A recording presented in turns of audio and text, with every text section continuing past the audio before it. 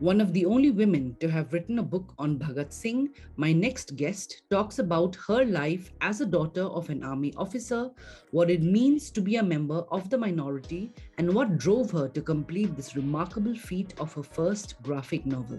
Great things don't happen overnight, and what it took to complete the novel was endless hours of research, conceptualization, drawing, redrawing, and in her words, almost coding to visually tell the story of Bhagat Singh with every stroke.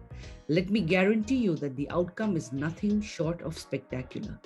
Come join me as we also take a trip down memory lane. You'll also get to witness the super fun side of this beautiful lady and the author of the future worldwide bestseller of Inquilab Zindabad. Ladies and gentlemen, Ikroop Sandhu from Dharamshala, India. And I'm Candy, your host for the show. I hope you enjoy our conversation today.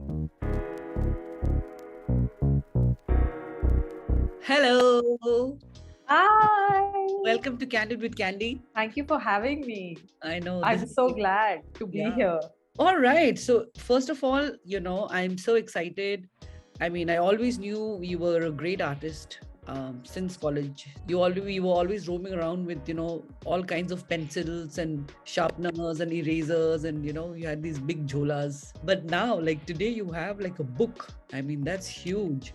And I'm so excited for you. And here you are at Candid with Candy, going to talk about not only your book, but your life. So, how does it feel? Honestly, it feels like any other time of my life. It's kind of strange. Things are now kind of picking up in my career, but it felt like it happened so slowly that right now I'm like, yeah, this is a very logical place to be because it didn't happen overnight. So it feels very normal. I don't feel like I'm not bewildered. I feel like I know exactly what's happening. I'm very centered. I'm older. Had this happened to me in my 20s, may have gotten me a little, may have caught me off guard. But now I'm quite, I think we're all very settled in our lives. Hitting 40, I think, does that to you. Oh gosh, yeah. I suddenly just feel like two aunties talking, but whatever. Listen, we have a long way to go becoming aunties. I wanted to start with your life in the army. Your father was an officer in the army. So I wanted to hear your account of what life was like for you as growing up in different parts of India. First of all, I'm very flattered that you're interviewing me. It's very flattering to have anybody kind of show interest or want to know more about you. So it's like, I'm so grateful that I have a friend like you.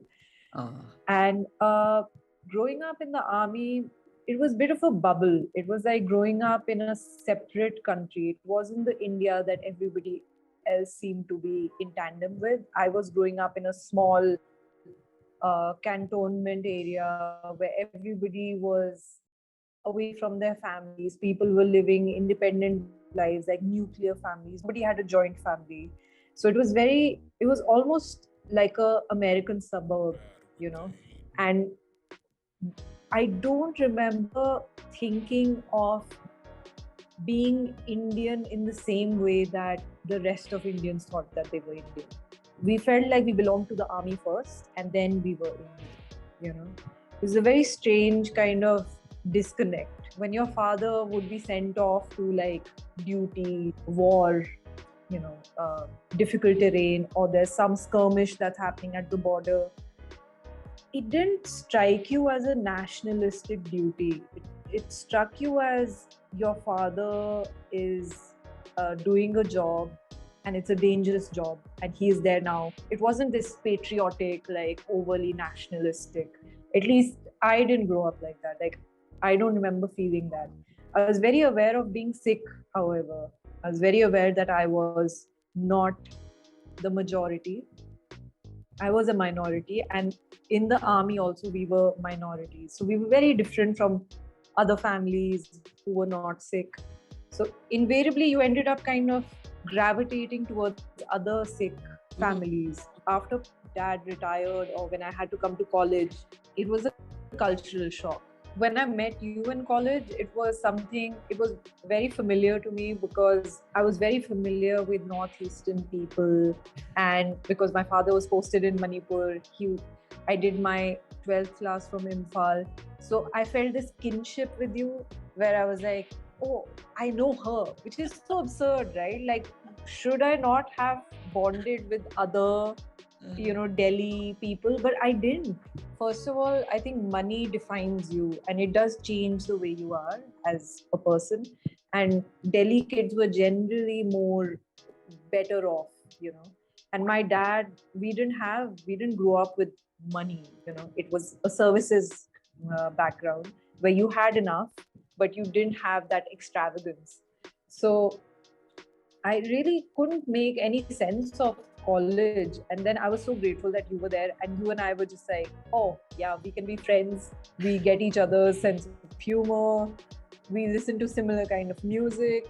All that counts when you're in college. I guess what I was trying to say about the army background is that it allowed me to connect with a lot of people. Like, I can get along, I can talk to many different kinds of people, but it's very hard to find someone to become friends with. You were introduced to cultural diversity, I think, at a very young age, because like you rightly said, you had to go from place to place within the country and meet not only the Northeastern people, but all kinds of people.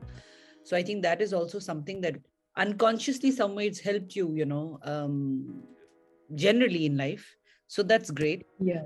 Can you tell us a little bit about, your artistic journey? What makes an artist? Artists are people who, in my experience, are usually introverts and they focus on something, like anything. It could be writing or music, playing an instrument, or any kind of activity which they can focus on by themselves. And through that activity, they make friends because they are noticed, because you get good at it. So there's a desire to want to participate in the community, but not through dialogue. It's like, oh, look, I do this, and oh, you appreciate it, thank you. Now we can talk about the thing I did. We don't talk about me or you. So it's a way of communicating with people, but it's not personal. Overall, I feel that that's the personality of an artist, where appreciation from the community is a must. And that's why I feel that we need more galleries, we need more exhibitions, we need more, films being, our own films, our own people making, paintings, drawings, etc., writing, because they live on that appreciation. That is the only thing that connects them to the community. And if you have a community that doesn't appreciate its artists, those artists will just wither and die, because appreciation is a very important part of this equation. More than before the appreciation, I think it's the validation also, right? You are being validated through your work, the art forms that you mentioned. So that brings me to storytelling, right, which you do so well now. So let's dwell a little bit into that. Like you said, we don't tell or we don't say enough, right, when we talk about our own stories. What are your thoughts on that? Stories are extremely important because they are a part of your history. The story of a culture or the story of a people, and the way you tell that story to yourself and to your children, is the way that kid grows up and holds himself in the world. I feel one way of building that awareness is by reading books. The more you read, the more you understand how narrations develop. How, if you read a biography, like I've written a book about Bhagat Singh, you read a book on his life and you kind of see the trajectory of a character from beginning to end. So you kind of you understand that, okay, this is how an arc is developed and this is how the story is told to me. When you become aware of these story arcs, that is when you will start noticing your own story arc. What drew you into this book, like Bhagat Singh's Inquilab Zindabad? That's what the book is called. And can you just show us what the book looks like? Yes. It's Yay. here. This is the book. Oh my God. You can touch and feel. And That's awesome. it's kind of, I can't believe it because it took me so long to work on and research and write and draw that I can't believe it. It still hasn't sunk in, you know. My publisher actually got in touch with me. I have worked with her previously on two anthologies where my stories were printed. She kind of messaged me saying that, would you be interested in doing a graphic narrative about Bhagat Singh? And at that particular point in time, I was in Punjab and I was researching Punjabi history. And it felt like the right thing at the right time because Bhagat Singh is an integral part of the Punjabi identity. Right. Punjabis feel he is one of theirs. So I was like, okay, this is interesting. I have never really thought about Bhagat Singh, but I know that we both came from the same region of Punjab. He has the same last name as me. I feel that was another thing that I was very drawn to. I was like, okay, he's a Sandhu. Interesting. I also realized that not a lot of women write about the martyrs. I didn't come across one Indian woman author who had written about Bhagat Singh. So that surprised me. And it also made it seem like, okay, this is new territory. And I come from the same region. I have similar cultural references. I think I can tell a story which will have a very different perspective from all the other stories that have been told about him. So it felt like the right thing to do. It just kind of clicked. I was like, yes, I think I want to work on Bhagat Singh. I can't even imagine, the kind of thought process that would have gone, that you would have undergone while you were making even one page of that, because each page has a story to tell, and each page has more than the story, I think the intricacies, right? The detailing. I actually drew it on my iPad, but using different tools. So there's the pencil tool and the pen tool. And you're right, it builds, the story builds with each stroke. Yeah. So it's like you're sitting there and you're coding it stroke by stroke. Yeah. That's fantastic. And I think this is probably one of the best marks that you will leave as an artist, because it's your first when it comes to a biography and like an entire novel with so many pages, over 100 pages. So congratulations once again on the book. So now that you've started the launch of your book in various platforms, right? And some of them are digital launches, some of them are in-person launches, etc. You're already feeling, the fame rising, right? I'm sure, like with a lot of people coming to you. Can you share some of I don't know, some of the ones that stand out? I'm feeling a little bit like a commodity because I know it's not really about me. Like they are looking for news. They're looking for content. So they're like, oh, she's got a book out. Let's now publish. Let's write a thing about her. Hurry up. It needs to be done in the next few days. So it's very impersonal. And I had a very good interview with the Midday, Bombay Wala Midday. And she was a very good journalist. She was very thorough. She did her research. She read the book. She sent me a list of questions. She called me up, spoke to me, etc. Very, very well done. So I got spoiled. I thought all journalists are going to be like this, but no, they're not. The second or the third journalist that I spoke with was just like, can you just send me the synopsis of the book? I'm like, why don't you just read it? It's not such a big read. It's like half of it is pictures. So it makes it even easier. She's like, no, that will take too long.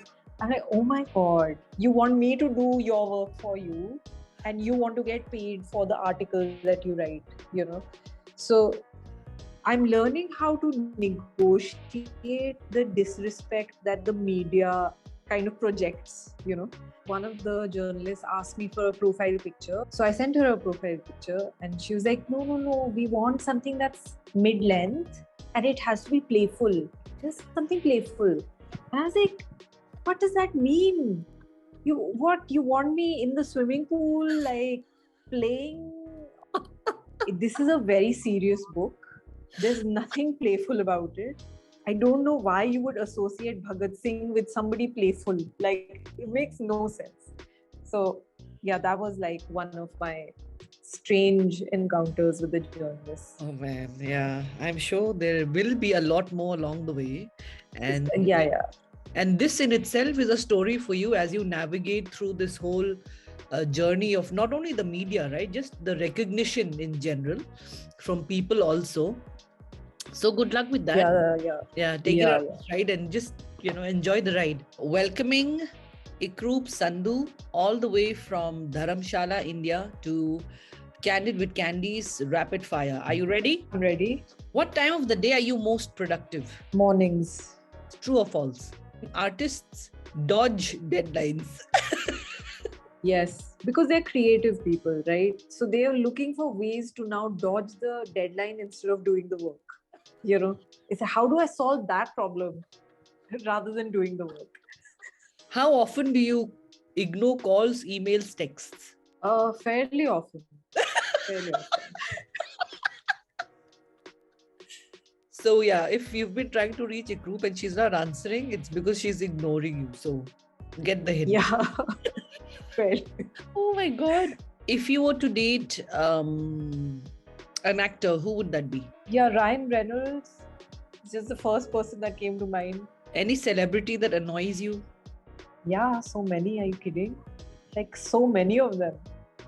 I would say that the recent family of celebrities that's annoying me is the Will Smith family. I'm just like, they need to stop. Are you single, ready to mingle? Yes, always. That sounded like such a big lie. What's your biggest turn-off in a man? Yeah. If he's boring. What's the first thing you notice in a person? Probably the way they hold themselves. Okay, who do you want to read your book? Noam Chomsky. That would be amazing if he reads my book. I can see that's a genuine response because I can see the twinkle in your eye. Yeah. You were truthful once. You are so good, yeah. You're so good. Like, read me so well. That was lovely. Ikroop, thank you so much for your time and much love. Thank you, Candy. Thank you.